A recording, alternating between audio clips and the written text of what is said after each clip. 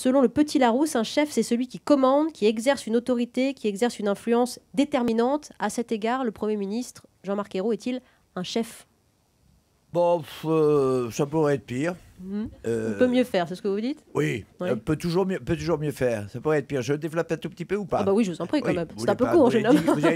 Vous avez dit concis, mais j'aime pas beaucoup la concision. J'aime bien développer. Prenez le temps. Oui. Je trouve que c'est un métier de chien. Oui. Bon, pour rien au monde, je ferais ce métier-là. Je ne sais pas ce qu'en pense L'enfer de Matignon. mon adversaire, comme on dit.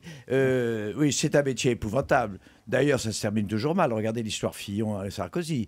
C'est une dialectique improbable, quoi. C'est pas possible.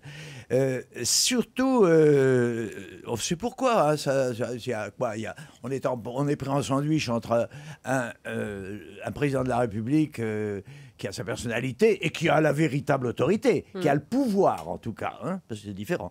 Et puis une majorité qui en général est acquise, enfin, avec des nuances. Or, dans le contexte d'aujourd'hui, le président de la République est un type qui a ses mérites, hein, bien sûr, on ne va pas faire de polémique ici, enfin, qui est un type difficile, impossible, de la même façon qu'était Sarkozy, mais pas de la même, non, pas de la même façon. Sarkozy avait sa façon d'être difficile, oui. mais Hollande a la sienne. Il est assez élastique, on sait pas, c'est un peu chewing-gum, on ne sait pas très bien ce qu'il veut, tout est son contraire, il se juge souvent, et ça n'est pas le Premier ministre qui définit la politique du gouvernement, contrairement à ce qu'on peut croire.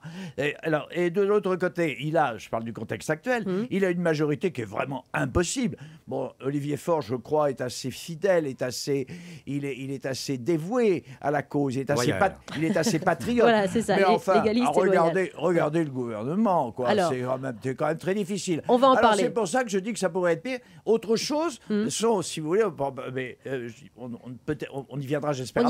Autre chose, ce sont ses qualités propres, dont j'aimerais dire un mot quand même. Eh ben, vous allez en parler, Philippe Tesson, mais parce que Olivier Faure vous regarde et vous écoute sagement, lui, le loyal, vous, l'homme de gauche qui avait notamment aidé Jean-Marc Ayrault à rédiger en partie son discours de La Rochelle. Vous opinez du chef quand Philippe Tesson dit que c'est un métier de chien et qu'on est coincé quand même entre le marteau et l'enclume, c'est-à-dire le président et sa majorité qui multiplie les couacs, qu'on l'a bien vu ces derniers mois, Olivier Faure. C'est un métier de chien, mais comme nombreux sont ceux qui veulent l'exercer, ça veut dire que finalement, c'est une niche qui mérite d'être occupée.